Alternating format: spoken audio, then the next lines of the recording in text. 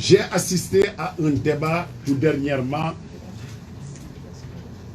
à des médias avec quelques soi-disant spécialistes du pétrole, dont quelqu'un qui a été accusé de bourreau, qui a tué, qui était emprisonné, qui a des feuilles qu'il a trouvé je ne sais où, mais jusqu'à présent, il n'a pas expliqué est-ce qu'il avait tué, qui était le commanditaire, il était avec qui, on les a graciés, ces gens-là, qui se disent spécialistes au grand bonheur de ceux qui veulent que notre parti tombe peut-être, qui applaudissent un criminel.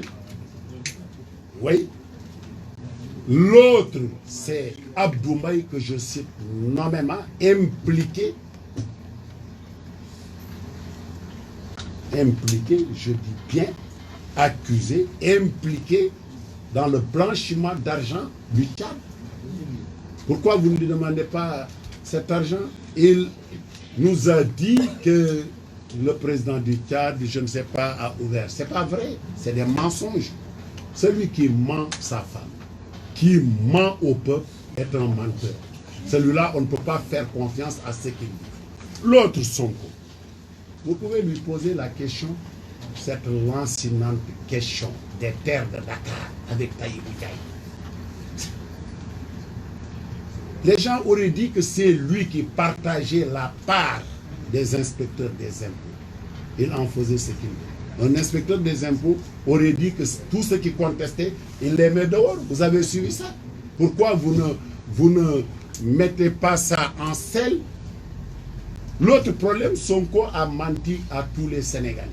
Il dit qu'il a utilisé 100 et quelques millions pour là. C'est faux. Moi, j'ai mis plus de 300 millions de juillet. Quand j'ai mis mon mouvement aux élections, 300 millions. Dites-moi où j'ai trouvé mon argent. Lui, il vous dit 100 et quelques. Et moi, je n'ai fait que Dakar et Touba. Lui, il a fait la diaspora. Il a fait le Sénégal. Il roule avec une 4x4 de 80 millions. Il voyage, les poches remplies. Les gens ne se déplacent pas. C'est nous qui payons les déplacements des militants. Et lui, il le fait. Il organise des meetings. Si tu mens aux gens, parce qu'il y a quelque part des gens qui sont derrière toi, qui te donnent de l'argent, tu n'as pas expliqué tout ça. L'autre problème, j'ai entendu un frère et un ami dire que le président ne devrait pas signer. Il ment. Ce n'est pas vrai ce qu'il dit. Le président peut signer au nom de la loi ses contrats.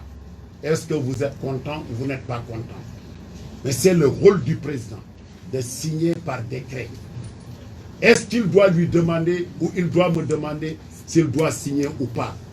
Dans aucun pays du monde où on signe des contrats, c'est le président. Il peut se faire assister par des techniciens qui connaissent. Mais celui qui te dit qu'il ne devrait pas signer, est-ce qu'il est spécialiste en pétrole? Qu'est-ce qu'il a opposé au président? Il n'a même pas fait l'école. Il ne peut pas dire qu'il ne devrait pas signer. On ne l'a jamais connu comme étant un expert, surtout du pétrole.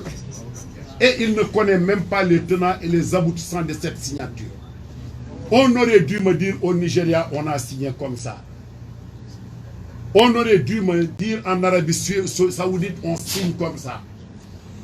Mais tu dis, on ne doit pas signer. Le pétrole, c'est une lancinante question. Ce n'est pas Moustapha Cissé Lo qui peut vous dire comment on signe, pourquoi on signe. Et je suis très content et je félicite Atepa. Atepa n'a-t-il pas dit que si ce n'était pas Franck Timis, on ne parlerait pas de pétrole? Mais oui, on a vendu des biens de l'État à un franc symbolique. Tous les régimes qui se sont succédés l'ont fait. Nos terres là de Dakar, c'est des milliards. Pourquoi on ne t'a pas vendu, on vend à quelqu'un? Pourquoi on n'a pas fait appel d'offres? Tout le monde vient demander pour qu'on donne. Donc il faut arrêter ce débat. Ce débat, c'est un débat politicien. C'est des lobbies qui sont derrière et nous devons faire attention. Parce que je pense aujourd'hui qu'on a la chance d'avoir du pétrole. On a signé des contrats de recherche. Le pétrole est là. Nous devons veiller à rationaliser et à favoriser la transparence pour qu'on puisse tirer le meilleur profit de ce pétrole. L'autre question, je me pose une seule question. Est-ce qu'un frère du président de la République a le droit de travailler dans l'État? Oui. Ça, je dis oui. Est-ce qu'on peut lui confier des responsabilités? Oui, je dis oui. C'est normal, parce qu'il est allé à l'école et c'est payé par l'État. Il revient avec ses diplômes. Un commis de l'État, ministre conseiller de Wade, il a occupé d'autres fonctions. Son grand frère est président de la République, il peut l'utiliser. D'autres l'ont fait avant lui. Où est le problème? L'autre problème, est-ce qu'un opérateur économique a le droit de toucher des commissions? Moi, je touche des commissions. Moi, personnellement, oui, je touche des commissions. Oui. Si je règle de l'argent pour quelqu'un, il faut qu'on me donne, qu'on me restitue une part. Je vis de ça. Moi, je vis de ça. Je vis. Moi, je manipule des centaines de millions. Pourquoi on ne me dit pas où tu trouves cet argent? Posez-moi la question. Pourquoi poser ça à l'URSSAF? On peut me donner, je peux recevoir des commissions, je peux avoir des bénéfices. Et j'en reçois toujours. C'est ce que je peux répondre. On m'aurait dit qu'ils ont volé l'argent. Ah, je dis ça, c'est pas admis. Mais des transactions, de l'argent sort. Tu dis donne-moi ma part. Parce que tu es partie prenante.